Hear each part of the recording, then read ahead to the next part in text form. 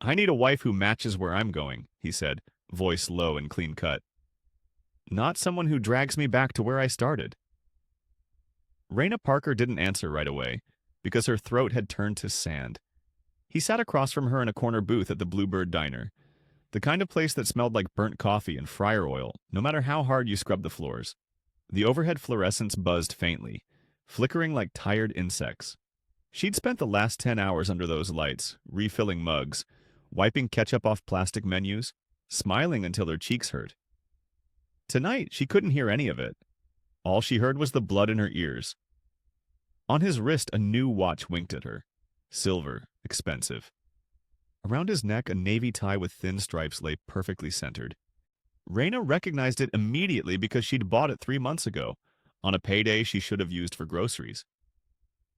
She remembered standing in a discount store, counting crumpled bills, telling herself it was an investment in their future. Now he adjusted that same tie like it belonged to someone else. Beside him sat a woman Raina had never met but somehow already knew. The woman's hair was glossy, her nails perfect, her coat still had the price tag crease. She looked at Raina with a calm, polite pity, like you'd look at a stray dog at a gas station. Raina's fingers, red and cracked from bleach, gripped the edge of the table. "What is this?" she managed. Her husband slid a thick envelope across the sticky laminate. The paper rasped under her fingertips when she pulled it closer. Divorce petition. Uncontested. Fast, clean, brutal. Jonah, we said we'd get through this, she whispered. I picked up nights at the warehouse. I can cover the exam fee next month. I can... He laughed once, sharp as a snapped thread. There is no we, Raina. Look at you. You're exhausted. You're stuck. The woman checked her phone without looking up. A thin gold bracelet chimed softly against her sleeve. I'm being offered a seat at Delmont Properties, Jonah continued, leaning in like he was explaining something reasonable. Boardrooms? Investors? People who don't want to hear a waiter's wife in the background. Raina blinked hard, refusing the tears on principle. You lost your job, she said, voice shaking. I kept us afloat. I took the bus so you could use the car. That was survival, he cut in. I'm done surviving. He tapped the papers. Sign tonight. And I'm even leaving you the credit card debt. Most of it was house stuff anyway, right? Her stomach dropped. It wasn't just divorce, it was eviction. And the apartment? She asked, already knowing. Jonah's eyes didn't soften. Lease is in my name. Be out by tomorrow. Raina's apron pocket held a cheap pen, the same pen she used to scribble orders. Her hand trembled as she signed, not because she agreed, but because she refused to beg in public. Minutes later, she stood outside under cold drizzle with her tote bag and $37 in her account. Her banking app vibrated. Overdraft fee applied? Raina laughed, one broken sound into the night. Then her phone buzzed again. Unknown number. Ms. Parker, this is regarding a will filed under your mother's maiden name. We need to meet, urgently. Raina sat in the public library's computer row, with damp hair and a paper cup of cocoa, trying to ignore how her hands still smelled like dish soap. The unknown number rang again, she answered. Hello. Ms. Parker, a man said, steady and professional. My name is Arthur Klein. I'm calling about a will filed under your mother's maiden name. I'm outside the library. If you prefer, we can speak with the librarian present. Scammers didn't invite witnesses. At the entrance, Arthur Klein had silver hair, wire-rimmed glasses, a suit too sharp for a rainy morning. He showed a bar card, then a letterhead. Klein and Mercer, New York. I'm not here about debt, he said. Your grandmother retained us. My grandmother was a seamstress, Raina shot back. That's what my mom said. Arthur nodded. She was. And her name was Evelyn Waverly. Raina's stomach dropped. Waverly was a name on towers downtown. In a small study room, Arthur placed a sealed packet on the table. Evelyn Waverly passed away 3 days ago. She left explicit instructions to contact you only after your marriage to Jonah Bennett was legally severed. Raina's pulse spiked. Why would my divorce matter? Because she feared a spouse might use you as a key, Arthur said. She wrote 2 paths. If you stayed married, your inheritance would be locked in a protective trust until age 50. No early withdrawals, no spousal reach. Raina stared at the page. But he divorced me. Arthur flipped to the next section. Then path 2 applies. You are the sole beneficiary, with immediate control of liquid reserves and majority voting rights. The figures on the statement made her dizzy, enough to erase her overdrafts, her rent balance, everything. Raina forced her voice to stay hard. How do I know this isn't fake? Arthur slid a photo across the table. Raina at 9 missing a front tooth, holding her mother's hand at the waterfront pier. On the back, Raina, my brave girl, written in her mother's handwriting. She watched from a distance, Arthur said quietly, to confirm who you are. Raina swallowed, heat behind her eyes, but she refused the tears. And Jonah? Arthur didn't answer for her. Raina's spine straightened. Don't tell him, not yet. Let him keep chasing his next life. Arthur's gaze sharpened. As you wish. Raina leaned forward, voice low and clear. I want him to run up the stairs thinking he's winning, and discover I own the whole building. Arthur closed his portfolio with a soft click. Then we move now. There's a car downstairs and a plane waiting. The board wants to meet you before morning. Raina didn't sleep on the jet. She sat upright with Arthur Klein's binder open on her lap, turning pages until her fingertips stopped shaking.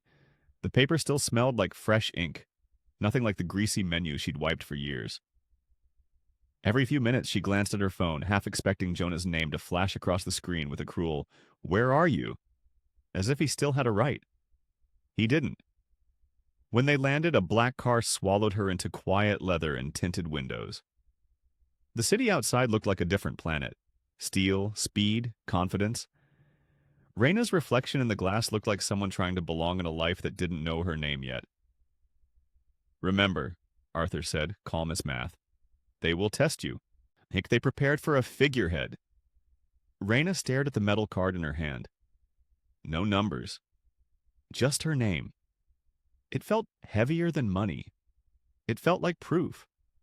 Caldwell Waverly Holdings occupied the top floors of a tower that didn't have a sign, because the people inside didn't need one. The boardroom was refrigerated on purpose. A long table, 12 chairs already filled, suits, smiles that never reached their eyes. At the head sat a thick-necked man with a polished watch and a practiced frown. Ms. Parker, he said without standing. I'm Thomas Greeley, interim CEO. I'll be direct. Evelyn's decision was unexpected. A woman beside him slid a folder toward Raina. Standard procedure, a temporary conservatorship while you learn, for your protection. Raina didn't open it. She looked at the title page and saw her own name above the word incapacitated. The room waited for her to flinch. Instead, Raina reached into her tote and pulled out a single sheet of paper, creased at the corners, stamped, confidential. She placed it in the center of the table. Greeley's eyes narrowed. Where did you get that? From your printer, Raina said, voice steady. The meeting agenda you tried to forget in my file. Item 3, vote to limit my access. Item 4, appoint you as manager of my assets. Silence hit like a dropped glass. Greeley's jaw worked. You don't understand corporate governance. I understand survival, Raina replied. And I understand numbers. She slid another page forward. Quarterly losses. Over-leveraged retail. A loan covenant you're about to break in 30 days. And if you were running my diner like this, you'd be fired before lunch. A few men shifted.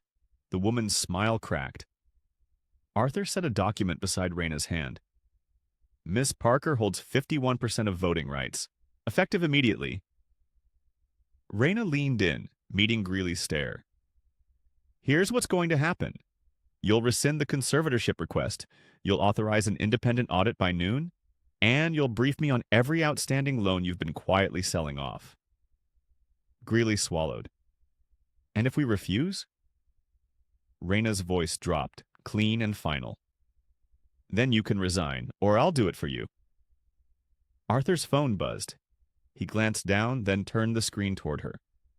A guest list for an upcoming Seattle gala, Delmont Properties, and one name highlighted, Jonah Bennett. Raina stared at the highlighted name, Jonah Bennett, until the letters stopped looking real. The Seattle gala is in 10 days, Arthur said. Delmont sponsors it. Your ex will be there with Serena Whitlock. It's a networking zoo, but it's also a stage. Raina felt heat rise, then forced it down.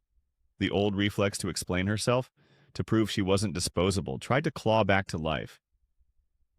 I don't want revenge, she said, and even she heard the lie. Arthur set a flash drive on the table. Then don't call it revenge, call it evidence. Raina's throat tightened. What evidence? Bluebird Diner security footage, he replied. Your manager kept cameras for employee theft. It captured the divorce. It has audio. Raina didn't ask him to play it. She could already hear Jonah's voice in her skull, smooth and cruel, while her cheap pen shook in her fingers. Arthur opened a folder. We've also been buying Delmont's debt through intermediaries, quietly, legally. If they slip on covenants, we can call terms. And if they don't slip? Raina asked. They will, Arthur said, tapping a payment schedule marked in red. They're late to vendors. Their charity is funded by short-term paper and reputation. Pressure makes people sloppy. Raina thought of Jonah's striped tie, the one she bought with grocery money, perfectly knotted while he erased her life. She touched the metal card in her pocket like it was an anchor. Keep my name out of it, she said. No photos, no leaks. Arthur nodded once. So, we create a buyer who doesn't exist. By afternoon, the shell was born. Marlowe Capital Partners, clean attorneys, quiet backing. One rule, no one meets the chairwoman without an NDA. A stylist offered gowns. Raina chose a black suit, white blouse, hair pulled back. Power, not sparkle. Across the country, Jonah was sweating in a penthouse mirror while Serena fixed his collar. This gala is your test, she warned. Don't fail. His phone buzzed. An email, subject line sharp as a blade. Private capital inquiry. Marlowe Capital is prepared to discuss gap financing for Delmont's waterfront project. Our chairwoman will attend the Seattle Gala. You will have 7 minutes to present. No second chances. Relief hit Jonah so hard his knees went loose, until he saw the signature. Arthur Klein, Counsel. Raina watched Arthur send it, then stared out at the skyline. 7 minutes, she murmured. That's more time than he gave me. Arthur's voice stayed neutral. Do you want him to recognize you? Raina's smile didn't reach her eyes. Not yet. I want him to beg a stranger, while the cameras keep rolling. The week before the Seattle Gala tasted like metal in Jonah's mouth. Every morning, Hal Whitlock's assistant left a new reminder on Jonah's desk. Lender calls, covenant dates, headlines that needed smoothing. Every night, Serena inspected him the way she inspected jewelry, checking if he still looked valuable. 7 minutes, she said on Thursday, straightening his lapels in the penthouse mirror. If you fail, you're not embarrassing Delmont. You're embarrassing my family. Jonah nodded, throat tight. His mind kept snapping back to the diner. Raina's chapped hands, the envelope, the cheap pen shaking as she signed. He told himself she'd landed somewhere safe. He told himself she was the past, and he opened his laptop and rehearsed the pitch again. ROI timelines. Community impact. Words that sounded clean. At 2:13 a.m., he loosened his tie, navy stripes, perfectly centered, the one Raina bought on a paycheck she should have used for groceries. The knot still held the shape of her careful fingers. His phone buzzed. Hal Whitlock. "You'll meet Marlowe's chairwoman in the private gallery," Hal said.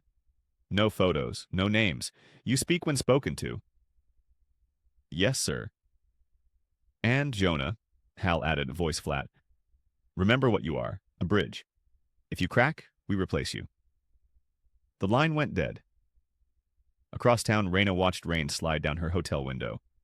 Arthur Klein laid 2 folders on the table. Delmont and Jonah Bennett. "They're desperate," Arthur said. "That's when people confess without realizing it." Raina didn't open either folder. She unfolded a small paper receipt she'd kept tucked in her wallet. The diner total, 2 coffees, fries. At the bottom, Jonah's handwriting, a $6 tip. Arthur slid a small device toward her. "Voice modulator. Light. Enough to keep you anonymous until you decide otherwise." Raina set it beside the receipt. "Rules?" she asked. "No emotion," Arthur said. "No personal language. Make him sell you his values. Let the record do the rest." Raina's jaw tightened. "And the cameras?" Arthur tapped his tablet. "Private security in the gallery. Our team controls the feed. Time-stamped audio. Clear angles." At the gala, Jonah waited outside the private gallery door, palms damp, rehearsing his smile like a shield.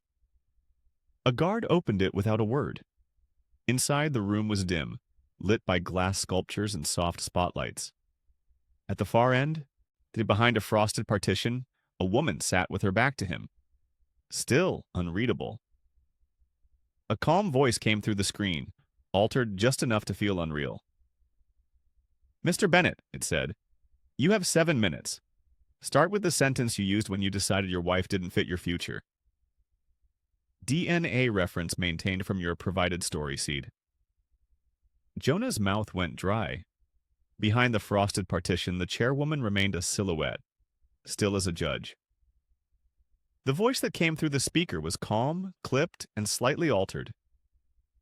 "Say it," she repeated. "The sentence you used when you decided your wife didn't fit your future." Jonah forced a laugh, trying to keep it light. I don't know what you mean." A tiny red dot blinked on the corner of the wall. Camera recording. "You have 7 minutes," the voice said. "Start with the truth." Jonah swallowed. His eyes flicked toward the door as if Serena might rescue him. She wasn't here. This room was sealed. "All right," he said, breath shaky. "I told my ex-wife I needed someone who matched where I was going, not someone who reminded me of where I came from." Silence stretched. Then the chairwoman spoke again. "And where were you going, Mr. Bennett?" "Boardrooms, real estate, investors," Jonah said quickly. "Delmont is a major opportunity. I'm building a future."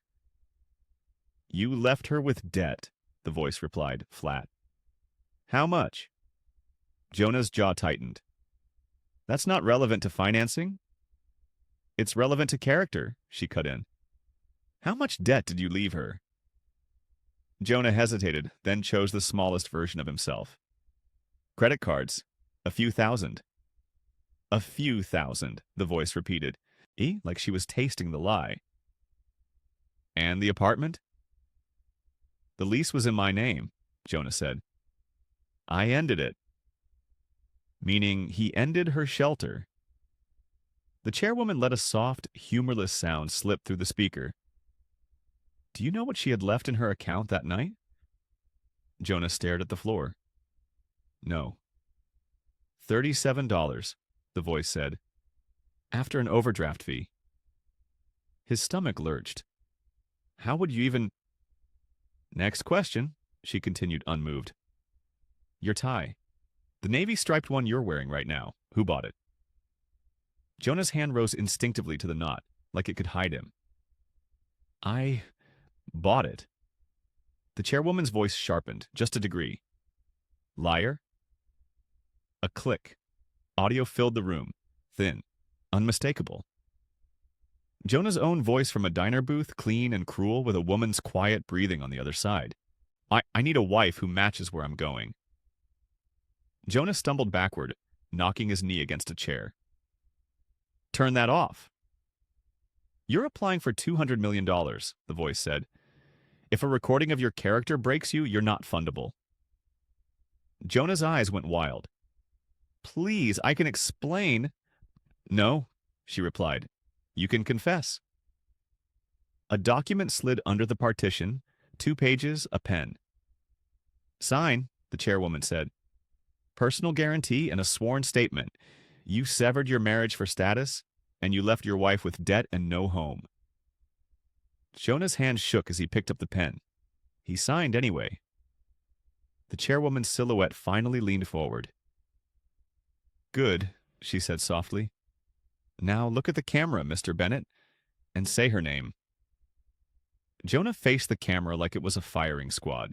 His lips barely moved. Raina. Parker. The name landed in the room with a quiet finality, like a gavel. Louder, the chairwoman said through the speaker. So there's no doubt who you erased. Jonah's throat worked. He forced air into his lungs. Raina Parker, he said, clearer this time, eyes fixed on the blinking red dot. Good, the voice replied. Now you're going to leave this room and return to the gala. You will not warn anyone. You will not call Serena Whitlock. You will not call Hal Whitlock. Jonah's hands clenched at his sides. If I don't? A pause, just long enough to make his pulse spike. Then the sworn statement you just signed becomes public record, she said. Along with the audio, along with your personal guarantee, and the footage of you admitting you left your wife with debt and no home. Jonah's face went bloodless. And a document slid under the partition, sealed, addressed to Hal Whitlock. You'll hand-deliver that to him, the chairwoman said. Tonight, in front of witnesses, because men like him respect humiliation more than truth. Jonah stared at the envelope like it was poison. He picked it up anyway. When he stepped back into the gala, sound and light hit him like a wave. Laughter, clinking glasses, camera flashes. People moved around him, unaware he'd just been gutted in private. Serena spotted him instantly. Her smile was bright, rehearsed, until she saw his eyes. What happened? She hissed, hooking her arm through his like a leash. Did you secure the money? Jonah tried to speak. His tongue felt too big for his mouth. She wants a message delivered. Serena's nails pressed into his sleeve. Who is she? Jonah didn't answer. He couldn't. Hal Whitlock approached, a shark in a tuxedo, scanning Jonah's posture like a balance sheet. Mr. Bennett, Hal said, not bothering with warmth. Marlowe doesn't do errands. Why are you sweating? Jonah's throat tightened. He held out the envelope with both hands. Hal took it, eyes narrowing. What is this? A requirement, Jonah managed. For character. Hal's mouth twitched as if the word offended him. He broke the seal right there in the open, while nearby donors pretended not to watch. Jonah watched Hal's eyes move across the page. Watched the color drain from Hal's face, then return as something colder. Hal looked up slowly. Not at Jonah's face. At his tie, his cufflinks, his carefully constructed image. So, Hal said, voice quiet enough to cut, you're the kind of man who signs a confession when a stranger asks. Jonah's heart slammed. It's not what it looks like. Hal raised a hand. Stop. You're done speaking. Serena leaned in, snatching for the page. Hal turned the document so she could read. Her expression shifted. Confusion, then horror, then fury so sharp it almost looked like panic. Across the room, a spotlight warmed the stage as an MC announced, and now a surprise guest from Marlowe Capital. Our chairwoman has agreed to say a few words. Jonah's stomach dropped, because from somewhere behind the frosted glass of the private hallway, he heard the chairwoman's voice again, closer now, unfiltered. And it sounded familiar. The ballroom brightened as the MC tapped the mic. Ladies and gentlemen, Marlowe Capital rarely appears in public, he said. Tonight, their chairwoman has agreed to say a few words about integrity in business. Applause rolled like polite thunder. Jonah stood frozen between Serena and Hal, the sealed envelope still burning his palm. Serena's nails dug into his forearm. "Who is she?" she whispered, smiling for the cameras while her eyes screamed. "Tell me right now." Hal didn't look at Jonah. He looked through him. "If you cost me this money," Hal murmured, "I will erase you so completely you'll wish you'd never learned my daughter's name." The stage lights shifted. A security detail appeared at the side curtain. Black suits, earpieces, the kind of men who didn't apologize. Then she walked out. Not glittering, not flashy. A black suit cut like a blade, hair pulled back, posture calm enough to be dangerous. She didn't wave. She didn't smile. She stood at the podium as if the room belonged to her by default. Jonah's stomach dropped. The voice was unfiltered now, warm, familiar, and lethal. "Good evening," she said. "Marlowe invests in projects, yes, but we invest in people first, because numbers don't lie, but people do." A ripple of laughter. Jonah couldn't breathe. She glanced down at her notes, then up again, eyes scanning the crowd with surgical patience. "Tonight I was asked what I look for in a partner. The answer is simple. Accountability." Her gaze landed on Jonah like a spotlight. "Mr. Bennett," she said. Serena's smile cracked. Hal's head snapped toward Jonah. "What did you do?" Jonah took a step back, bumping a waiter. Glass clinked, heads turned. The chairwoman lifted a hand, calm as a judge.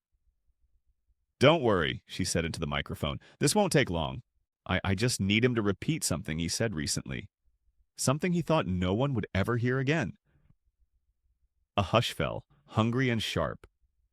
Jonah's legs moved on instinct, like a condemned man walking toward the sound of his own sentence. He reached the first step to the stage and stopped, shaking.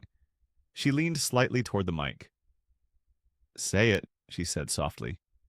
"The sentence you used when you decided your wife didn't fit your future." Phones rose in the crowd like a field of tiny suns. Jonah's mouth opened. No words came. The chairwoman's eyes didn't blink. "Louder," she said, "so everyone knows who you were willing to destroy for a seat at this table." And Jonah realized too late that Marlowe hadn't come to fund Delmont. It had come to collect a debt. Jonah stood at the foot of the stage, frozen in the glare of spotlights, while 100 phones filmed his face from 100 angles. "Say it," the chairwoman repeated, voice steady through the microphone. "The line you used when you decided your wife didn't fit your future." His lips parted. Nothing came out. Serena's laugh, too loud, too bright, cut through the silence. "This is absurd," she said, stepping forward like she owned the room.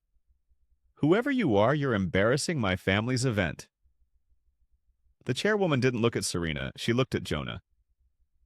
"You get one chance to tell the truth on your own," she said, "or I'll let the recording do it for you." Jonah's eyes flicked to the crowd. People weren't smiling anymore. They were hungry. He swallowed, then forced the words out like glass. "I said I needed a wife who matched where I was going, not someone who reminded me of where I came from." A murmur rolled across the ballroom, disbelief then disgust. "Good," the chairwoman said softly. "Now tell them what you left her with." Jonah's throat tightened. "Debt," he whispered. "Louder." He flinched. "Credit card debt," he said. "And I ended the lease." A ripple of gasps. Someone near the front muttered, "Oh my God." Hal Whitlock's face had turned the color of wet concrete. Serena's smile finally died. The chairwoman lifted a hand. "For the record," she said, "this is not gossip. This is documented." She nodded once toward the AV booth. The giant screen behind her lit up. Grainy diner footage, a booth, fluorescent lights, Jonah's profile, the thick envelope sliding across the table. The audio snapped on, his voice cold and clear, followed by the scratch of a pen signing paper. Yet the crowd went silent in a way that felt physical. Jonah's knees almost buckled. The chairwoman lowered her gaze to him again. "People don't fear bankruptcy," she said. "They fear being seen." Hal took one step forward, fury trembling under his tuxedo. "Turn it off," he hissed at Jonah, like Jonah controlled anything anymore. The chairwoman turned her attention, finally, to Hal. "Mr. Whitlock," she said, polite as a blade, "Marlowe will not fund Delmont. In fact, Marlowe will be exercising its rights as a creditor." Hal's eyes widened. "Creditor?" She smiled slightly. "Yes, the kind that doesn't clap for speeches." Jonah stared up at her, shaking. "Who are you?" The chairwoman stepped away from the podium, descending one stair at a time, slow, deliberate, until she was close enough that only he could hear her. "You still don't recognize my voice," she whispered. Then she reached into her clutch and pulled out something small and crumpled. A diner receipt, 2 coffees, fries, and at the bottom his own handwriting. A $6 tip. Jonah stared at the greasy receipt like it was a ghost that had learned to talk. 2 coffees, fries, tax, and at the bottom, in his own handwriting, $6. A tip he'd left on the table the night he ended her life like it was a transaction. Story DN. A preserved from your original reference. His voice cracked. "Why did you keep that?" Raina's eyes didn't soften. "Because it was the most honest number you ever gave me." He swallowed hard, looking up at her face as if the lighting might change it into someone else. "Raina, no, that's—" His gaze flicked over her suit, her calm posture, the security, the stage. "Yeah, you were gone." "I was homeless," she corrected, quiet and lethal. "For one night, because you wanted to feel important." Serena pushed forward, smiling too wide, voice sharp enough to cut glass. "Excuse me," she snapped toward Raina. "This is a private event. You can't—" Raina turned her head slightly. Not a glare, not anger.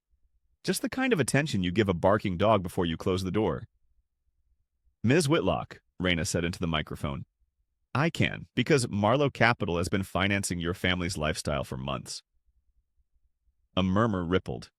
Hal's eyes widened, just for a second, before he masked it. Raina lifted her hand. Arthur Klein stepped beside the stage with a slim folder. "This," Raina continued, voice steady, "is a notice of assignment and intent to exercise creditor rights. We purchased Delmont's bridge loan, and we now hold the covenants you've been pretending don't exist." Hal lunged forward. "This is extortion?" Raina's smile was small and cold. "No, Mr. Whitlock. Extortion is what you call it when you're used to taking. This is what you call it when someone reads the contract." Phones rose higher. The room held its breath. Raina looked back at Jonah. "And you," she said softly, "you didn't just leave me. You auditioned for a new family by proving you could discard the old one." Jonah shook his head, desperate. "I didn't know. I swear I didn't know." "I know," Raina replied. "That's what makes it worse. You weren't evil. You were cheap." A few people gasped. Someone laughed, then stopped, embarrassed. Raina took one step closer to the edge of the stage. "Effective immediately," she announced. "Marlowe is freezing further disbursements to Delmont pending audit. Your banks will receive notice before midnight." Hal's phone buzzed, then buzzed again. His face went gray. Serena grabbed Jonah's arm hard. "You married a waitress," she hissed, voice trembling with panic. "And you divorced her?" Jonah didn't answer, because the truth finally had a spotlight. And Raina, standing above them all, lowered her voice to a whisper the microphone still caught. "Tomorrow morning, I decide who keeps their name." The applause didn't come back after Raina's whisper. It died in the chandeliers, swallowed by 100 screens recording 100 versions of the same collapse. Hal Whitlock's phone buzzed again, then again, until he finally looked down. The color drained from his face in real time. A banker's name flashed, then another, and then a group thread labeled Delmont Bridge Loan. Serena stepped closer to him, voice tight. "Daddy?" Hal didn't answer her. He stared at Jonah like Jonah had tracked mud onto a white carpet. "You signed," Hal said, almost gently. "You signed a personal guarantee and a sworn statement. On camera." Jonah's mouth opened, but security had already formed a silent half-circle around the stage. He couldn't run. He couldn't hide. He could only stand there while the room judged him. Raina returned to the microphone, calm as ice. "For anyone who's confused," she said, "this isn't a spectacle, it's due diligence. Marlowe invests in integrity, and tonight Mr. Bennett showed you his." A donor near the front whispered, "That's the waitress?" Raina heard it. She didn't flinch. "I was," she replied, eyes never leaving Jonah. "And I learned something serving coffee. People always reveal themselves when they think the bill is someone else's problem." Hal's attorney pushed through the crowd, sweating. "Miss Parker, we can discuss terms privately." "There are no terms," Arthur Klein said from the edge of the stage, voice carrying. "Not tonight. Tonight is notice." A waiter's tray rattled as someone bumped it. Ice clinked. Somewhere a woman started crying.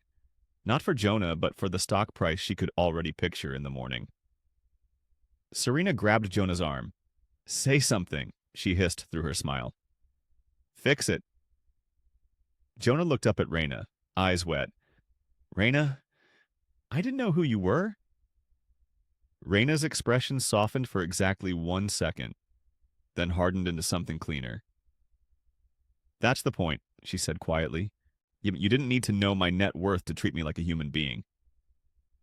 She stepped down from the stage.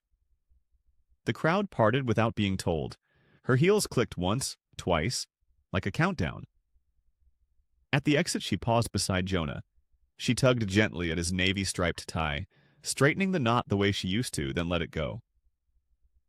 "Tomorrow morning," she murmured, just for him, "you'll learn the difference between a mistake and a decision." Arthur leaned into Raina, holding up his phone. "We have a problem," he said under his breath. "Delmont's auditors just sent something. Jonah's signature isn't the only one on those loan documents." Raina's eyes lifted. "Whose is it?" Arthur's screen showed a scanned page with a familiar name. Serena Whitlock. They dragged Jonah into a side salon off the ballroom. Velvet curtains, a marble fireplace, and the kind of quiet that only rich people could afford. Hal Whitlock slammed the door and turned on him. "You signed a confession," he said, voice tight with rage. "On camera, in my event, in front of donors." Jonah's hands shook. "She threatened to release the tape." "Spare me," Hal snapped. "You were supposed to be useful." Serena paced in stilettos like a trapped animal, clutching her phone. "Dad, this is insane. Marlowe can't just—" Arthur Klein stepped into the room with 2 security men behind him, calm as a surgeon. Raina followed a beat later, expression unreadable. Hal's eyes narrowed. "Ms. Parker, we'll be discussing damages." Raina didn't blink. "You can discuss whatever you want. Your banks are discussing default." Arthur slid a document onto the coffee table, clean, stamped, and fatal. "Delmont's bridge loan, page 12. The guarantor signatures." Serena's face tightened. "I didn't sign anything." Arthur tapped the line with a pen. "That is your signature, Serena Whitlock. Not a proxy, not a secretary, you." He placed a second sheet beside it. "And here's the DocuSign audit trail. IP address registered to your penthouse office. Timestamp matches the week you said Jonah needed to be a free man for the gala." Jonah's head snapped up. "What?" Serena's eyes flashed. "That's fabricated." Raina finally spoke, voice quiet but sharp. You used him as a disposable pen, she said, looking at Serena. You told him to cut me loose so he'd look clean for your family. Then you signed the risk onto your own name and kept him as the fall guy. Hal's jaw flexed. My daughter is not a criminal. Arthur's tone stayed neutral. Not yet. But when a guarantor lies to lenders, it becomes a criminal conversation quickly. Serena lunged toward Jonah, grabbing his sleeve. Say something. Tell them I didn't. Jonah pulled back like her touch burned. You told me this was just paperwork. You said your lawyers handled it. Raina watched him with a stillness that felt like gravity. Now you know what it feels like, she said softly. To realize the person beside you was never beside you. Hal stepped between them. What do you want? Raina leaned forward, eyes steady. Cooperation, tonight. A signed acknowledgement that Delmont concealed its liquidity problem and that Serena Whitlock executed guarantor documents while pushing Jonah Bennett to serve divorce papers as a reputational cover. Story D. N.A. Public humiliation plus tie plus divorce trigger. Serena's voice turned icy. If you do this, I'll destroy you. Raina's expression didn't change. Try. Arthur's phone buzzed. He glanced down once, then looked up. Your lead bank just requested an emergency call. Raina stood. Midnight is your deadline, she said. After that, the next knock on your door won't be from me. And Serena, still staring at the signature line, whispered something that made Jonah's blood run cold. Dad, they have the other file. Hal's emergency call felt less like a call and more like a verdict. They clustered around the marble coffee table as Hal put the bank on speaker. The voice on the line was polite, clipped, and razor calm. Mr. Whitlock, the banker said, Marlowe's notice triggered a material adverse review. The syndicate will not roll the bridge. Effective midnight, we're freezing draws. Post collateral within 12 hours or we accelerate. Serena's diamond bracelet chimed as her hand flew to her throat. Hal kept his chin up. You can't accelerate on gossip. It's not gossip, the banker replied. We have a signed guarantee, the DocuSign trail, and a second packet indicating misrepresentation in your charity disclosures. Raina's eyes sharpened. That's the other file. Hal snapped toward her. You have it? Arthur Klein answered, calm as winter. Your foundation reported restricted funds that weren't restricted. Donor intent was misclassified. If lenders believe charitable money patched operating cash, this turns criminal fast. Jonah's stomach twisted. Serena, what did you sign? Serena's face went stone. I signed what Dad told me. It was paperwork. Hal's head whipped to her. Enough. On speaker, the banker continued. And Mr. Whitlock, video from your gala is already circulating. If regulators begin inquiries, we protect ourselves first. The line clicked off. Silence thick and humiliating. Serena spun on Jonah, nails flashing. This is your fault. You brought that waitress into our orbit. Jonah flinched. You told me to divorce her. You said I had to be clean for your family. Raina didn't look away. You can fight about blame after midnight, she said.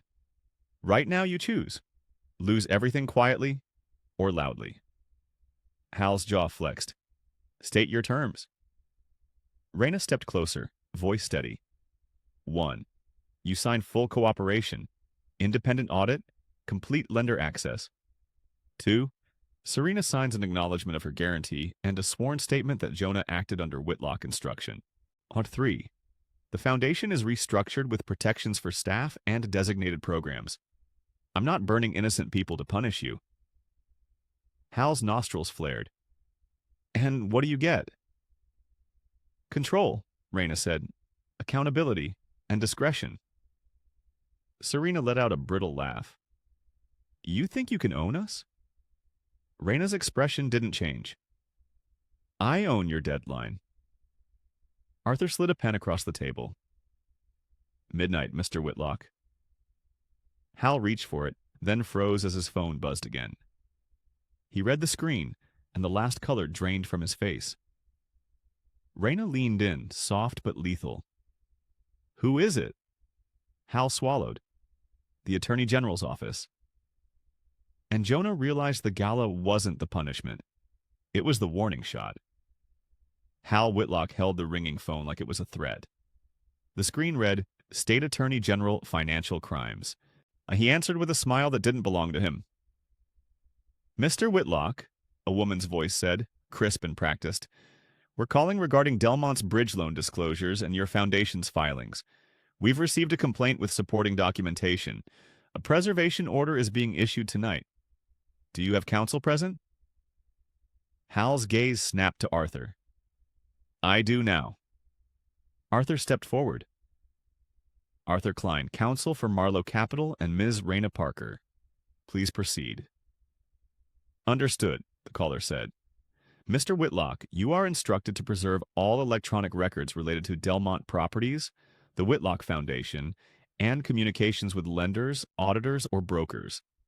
Any deletion after this call may be construed as obstruction. We will contact you within the hour. The line clicked off. Silence swallowed the room. Jonah's breathing sounded too loud.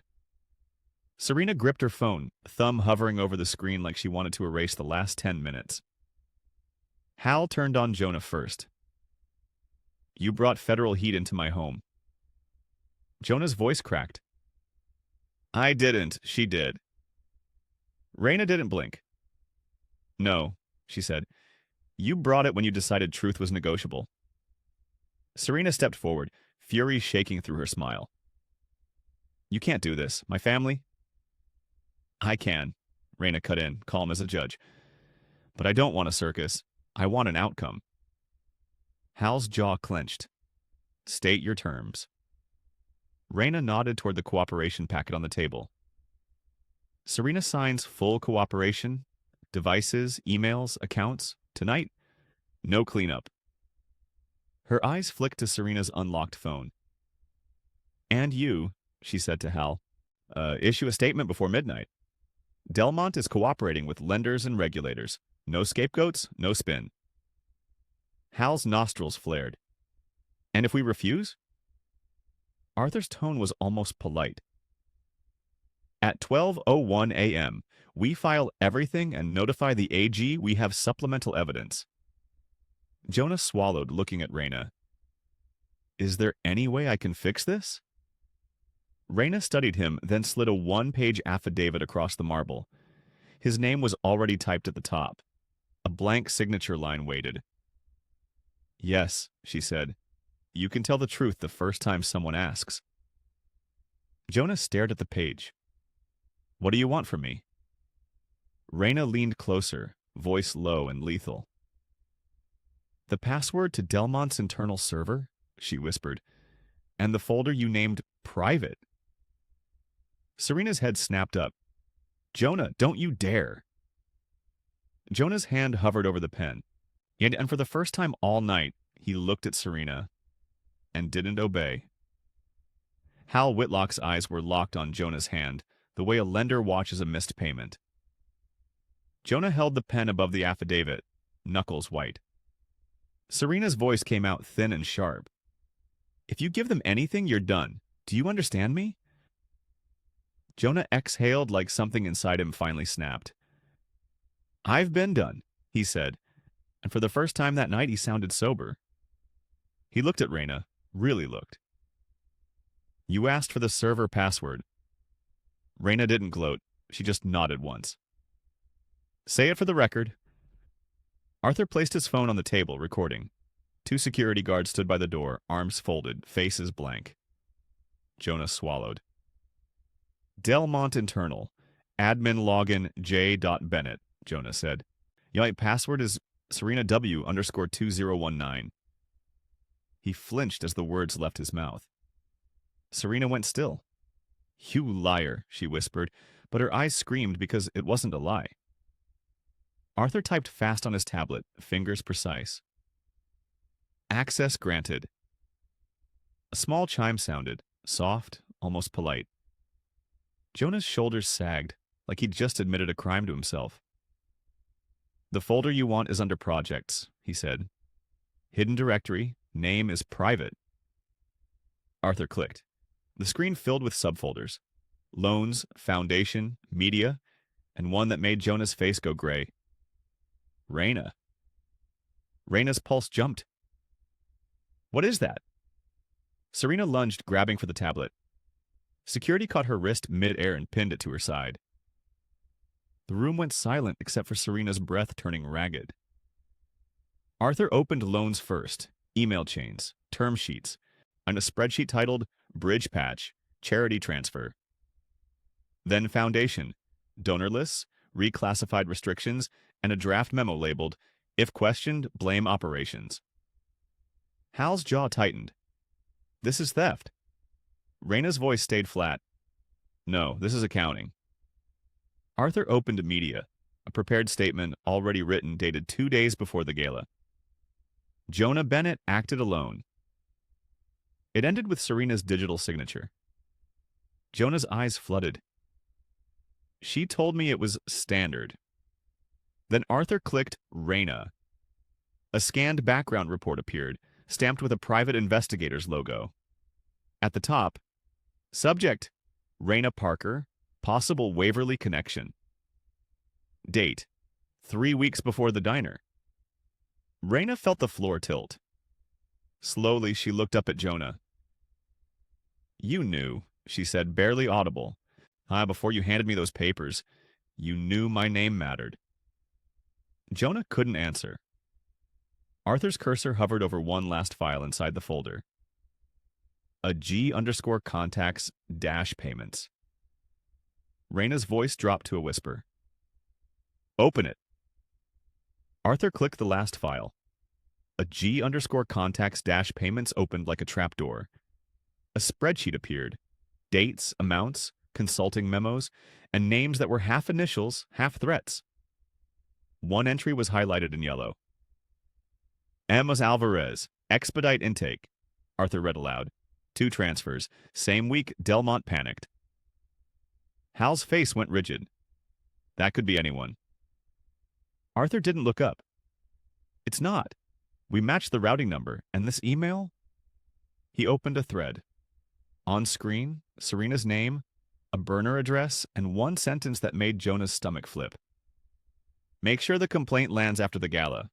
Man, we need time to move assets." Serena lunged for the tablet. A guard caught her elbow. Her perfume mixed with the room's lemon polish and Jonah's sweat. Sharp, nauseating. "That's not mine," Serena spat. "He did it! Jonah did it!" Jonah's head snapped up. "What?" Hal's voice dropped, dangerous. "Tell me she's lying." Jonah stared at the glowing line. He wanted to deny it out of habit. Then he saw the folder name again, Raina, and the old shame returned like a bruise. "No," Jonah said, barely audible. "That one wasn't me." Raina's gaze didn't blink, but the Raina folder was. Jonah flinched. "Serena showed me a report. She said you had connections, that you were a risk if you ever figured out Delmont's books. She said the divorce had to happen fast. Clean, before you ask questions." Hal's jaw tightened. "You're confessing now?" Jonah turned to Hal, voice cracking. "You used me. You wanted a scapegoat with clean hands and a dirty signature." Raina stepped closer, calm enough to terrify them. She pulled the crumpled diner receipt from her pocket and placed it on the marble like a tiny headstone. $6. His handwriting. A cheap tip for a broken life. "Here's the difference," Raina said softly. "That night, I thought you were weak. Tonight, I learn you were calculated." Serena's eyes flashed. "You're not a victim. You're a weapon." Raina didn't deny it. "I'm a mirror," she replied. "And you hate your reflection." Arthur's phone buzzed. He checked it once, then looked up. "A G investigators are in the lobby. Preservation order. Warrant request in motion. Hal took a step back as if the air had turned to glass. You called them. Raina's voice stayed even. I didn't have to. You paid them to come, remember? A knock hit the door, hard and official. Jonah whispered, What happens to me? Raina met his eyes. Tell the full truth, she said, and you might get to keep your name. The knock came again, followed by a voice outside. Financial Crimes Division, open the door. The knock hit again, heavier this time. Financial Crimes Division, open the door. Hal Whitlock's hand hovered over the latch like he could bargain with it. Arthur stepped in front of him and opened the door himself. 2 investigators entered, 1 woman in a navy blazer, 1 man with a tablet, followed by a uniformed officer holding a sealed envelope. The woman's eyes swept the room, landing on the document spread across the coffee table, then on Serena's clenched jaw, and then on Jonah's shaking hands. I'm Special Agent Dana Myers, she said. This is a preservation order and an application for a search warrant. You are not under arrest at this moment. You are, however, under instruction not to destroy, alter, or transmit records. That includes texts. Serena's phone lit up in her palm. She angled it away. Raina saw the movement instantly, the same reflex that used to catch customers hiding extra creamers. She's sending something, Raina said. Serena snapped, I'm calling my attorney. Agent Myers held out her hand. Give me the device. Serena's smile turned sharp. You can't. Arthur's voice cut in. She can. You've been notified. Any transmission now is obstruction. Serena's fingers tightened. Then she flicked her thumb and hit send. Raina lunged, fast, yes controlled, catching Serena's wrist before she could lock the screen. Security pinned Serena's other arm. Agent Myers took the phone and glanced at the outgoing message. Her expression didn't change, but her eyes hardened. Scheduled release, she said. 12:05 a.m. Press list. Attachments. Hal's face cracked. Serena, what did you do? Serena hissed, I protected us. Arthur looked at Jonah. You said you had access. Now. Jonah swallowed. Delmont server? There's an automation under media. Folder. Statement. Bennett alone. There's also a timed send in Serena's comms app. Arthur's fingers flew on his tablet. Agent Myers, I need 2 minutes to disable a pending transmission. It prevents evidence spoliation. Myers hesitated once, then nodded. Do it. But my team is imaging everything. Raina watched the countdown on Serena's screen. 000714. 000713. Arthur entered credentials. Jonah whispered a second code. The timer paused, then vanished. A breath left the room. Agent Myers turned to Raina. Miss Parker, your name is in the complaint packet too. Someone tried to frame this as your retaliation scheme. Raina's spine stiffened. Who? Myers slid the sealed envelope across the table. The witness asked to be identified only after we secured devices. You'll recognize the signature. Raina's eyes dropped to the last line, and her blood went cold. Raina took the sealed envelope with both hands, as if paper could burn. Agent Myers nodded at it. The witness asked to stay anonymous until we secured devices, she said. They claimed you engineered a public takedown to manipulate lenders, and they also provided supporting emails. Raina broke the seal. 2 pages. A formal complaint summary, a signature at the bottom in bold, familiar strokes. Thomas Greeley. Her stomach dropped. The interim CEO, Raina whispered. The same man who'd tried to slide a conservatorship across a boardroom table and call it protection. The same man who'd smiled while planning to cage her money. Arthur's face tightened. He was the loudest voice against you on day 1. Agent Myers tapped the packet. He alleged you coerced Jonah Bennett into signing a false affidavit and threatened the Whitlocks to gain control of Delmont's loan. Raina let out one slow breath. That's insane. It's strategic, Arthur corrected softly. If he paints you as vindictive and unstable, he can argue you're unfit to control your voting rights. And he gets his conservatorship back, this time with a law enforcement wrapper. Jonah's voice cracked. He's lying, I told the truth. Myers lifted her tablet. We know parts are manufactured. The timestamps don't match, and the emails were drafted from a device registered to Delmont's network. She paused. But public perception moves faster than evidence. Raina's jaw clenched. For a heartbeat, she flashed back to the diner booth. Fluorescent lights, Jonah's cold sentence, that striped tie she paid for with bleeding feet. I need someone who fits my future. She looked at Agent Myers. What do you need from me? Cooperation, Myers said. Immediate access to your audit trail, your counsel's records, and Jonah's devices, and a statement, on camera, that you're not destroying anything. Raina nodded once. You'll get it. Arthur leaned in. If Greeley filed this, he's already moving. As if summoned by the words, Raina's phone buzzed, an encrypted alert from Caldwell Waverly Security. Urgent. Mr. Thomas Greeley arrived with outside counsel. He is in the executive suite. He claims emergency authority to freeze your accounts and restrict building access. Raina's blood ran cold. He's trying to lock me out. Jonah looked up, panic and shame twisting together. Raina, what do we do? Raina slipped the complaint back into the envelope, spine straightening like steel being tempered. We go now, she said, because if he wins the building, he wins the story. Agent Myers stepped aside. Then let's make sure he loses both. Raina's car hit Park Avenue like a blade cutting through traffic. Agent Myers rode up front, radio low, while Arthur worked in the back seat with a tablet balanced on his knee. Greeley filed an emergency memo, Arthur said. He's claiming operational risk and locking your access until the board can vote. Raina stared at the tower ahead, glass and steel, her grandmother's empire, now guarded like it didn't belong to her. The same cruelty that started this whole collapse, a wife who fits the future, echoed in her head like a warning bell. He's betting I'll panic, she said. He wants a headline. They stepped into the lobby and met it immediately.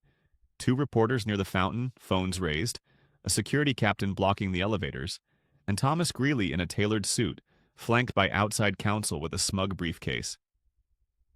Miss Parker, Greeley announced, loud enough for the cameras, given the ongoing investigation, I'm instructing you to leave the premises.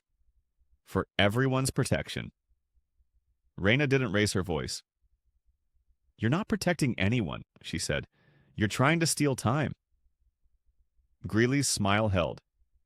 This is governance. You're emotional, untrained. And now there's a complaint that you coerced Mr. Bennett and threatened the Whitlocks to manipulate lenders. Agent Myers stepped forward and flashed her badge. That complaint is part of an active inquiry. Mr. Greeley, do not interfere. The smugness flickered. Arthur opened his tablet and turned it so the security captain and the reporters could see. Metadata, he said. These supporting emails were drafted from a device registered to Delmont's network. Mr. Greeley's executive suite. Greeley's counsel snapped. Speculation. Not speculation, Myers cut in. Much probable cause. Raina held up her metal card and a signed board proxy. I own 51% of voting rights, she said, calm and clear. Effective now, I'm calling an emergency board session. Mr. Greeley is suspended pending investigation. The security captain hesitated. Cameras leaned closer. Greeley's voice sharpened. You can't suspend me without due process. Raina took one step toward him. Due process is exactly what you're getting, she said. Starting with your phone. Myers nodded to the officer beside her. Seize the device. Greeley's hand went instinctively to his pocket, then froze as the officer approached. The lobby went silent except for the soft click of a camera autofocus. As the officer reached for the phone, Greeley's smile returned. Thin, poisonous. "You think you've won," he murmured, just for Raina. "But Evelyn left a codicil, a final condition, and you just gave me the proof I need to trigger it." Raina didn't blink. "Then let's read it," she said, and watched his face change. Raina didn't flinch when Greeley said codicil. She'd spent years watching men weaponize paperwork. Leases, debts, signatures. "Read it," she said. Greeley's outside counsel produced a slim leather folder like it was a crown. He opened to a single page with Evelyn Waverly's signature, dated the same month Raina's mother died. Arthur leaned in, scanning fast. "This isn't a trap," he murmured. "It's a safeguard." Greeley smiled for the cameras.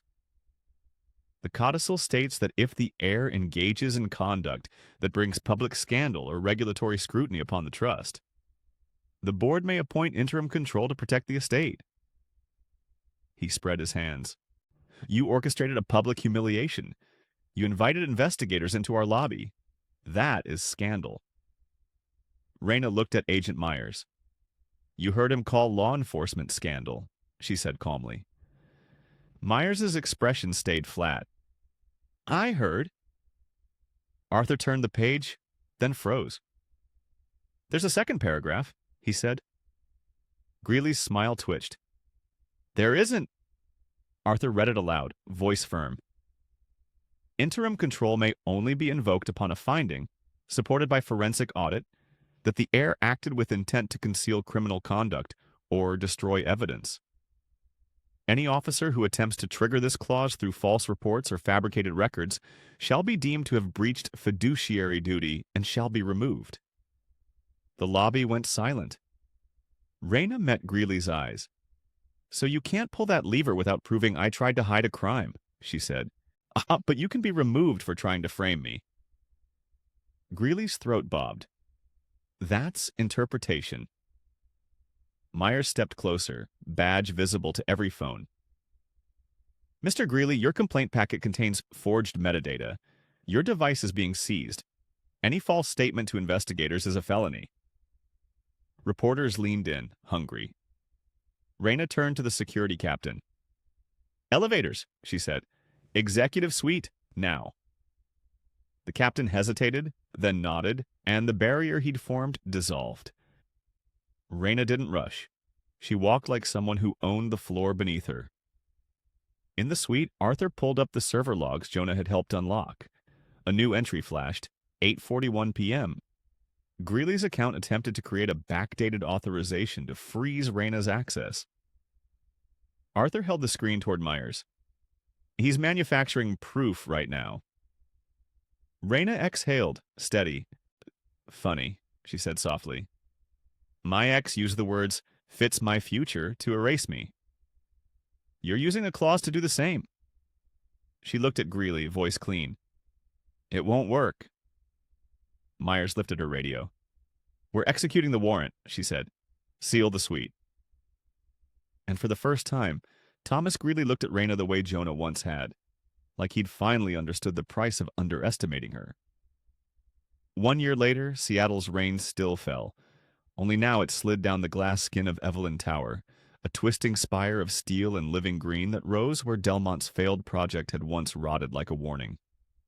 Raina stood on the 90th-floor terrace with Arthur Klein beside her, a flute of champagne sweating in her hand. Below, the plaza swarmed with cameras, donors, city officials, Indian workers in clean uniforms who looked like they still didn't believe they belonged at an opening this grand. "They'll call it a miracle," Arthur said. Raina's mouth curved. "It's math and accountability." The tower was built like a quiet revenge that helped other people breathe. Affordable homes on the lower floors for teachers, nurses, service workers, people who kept the city alive, paid for by premium offices above. Analysts had mocked it. Today, the lease board was full. A soft chime sounded from Arthur's tablet. "Update," he said. "Greeley is officially removed for breach of fiduciary duty." Delmont's executives accepted a settlement and full cooperation. Serena Whitlock's counsel requested a plea conference. Raina didn't celebrate. She only exhaled. It was as if she'd finally set down a weight she'd carried since that diner booth and that sentence about needing someone who fit the future. The mayor approached, smiling for the press. "Miss Parker, the city wants to thank you." Raina turned to the microphone and let the applause rise and fall without feeding on it. "I'm not here to be thanked," she said. "I'm here to prove something. Success doesn't require cruelty. And power doesn't have to be a weapon." The camera crew panned out, capturing the skyline behind her like a crown. Down on the plaza, a landscaping foreman barked orders. "Bennett, straight lines. Ceremony starts in 10. Jonah Bennett knelt in wet soil near the main entrance, hands gloved, sleeves rolled, jaw tight. Only the man who once chased boardrooms now planted flowers in the shadow of the building he helped create by throwing away the wrong person. He looked up when the crowd cheered. On a massive screen, Raina's face filled 50 feet of LED. Calm, radiant, untouchable. Arthur leaned close to her. "Security can remove him before press comes down." Raina followed Arthur's gaze to the small figure below. Jonah didn't wave. He didn't plead. He just stared, like regret had finally grown teeth. Raina's voice softened, but it didn't break. "No," she said. "Let him work. Let him live with the truth without me spending another ounce of attention." She stepped away from the railing and faced the future. Because the final punishment wasn't losing everything. It was realizing she'd moved on. And he no longer mattered enough to hate. So, that's where our story closes. And hey, if you're still here with me right now, I honestly think something in this journey touched you for a reason. Raina's life didn't change because she got lucky. It changed because she stopped begging for basic respect and started choosing truth, boundaries, and self-worth, even when it hurt. The real lesson isn't get revenge. It's this. People will show you who they are when they think you're powerless.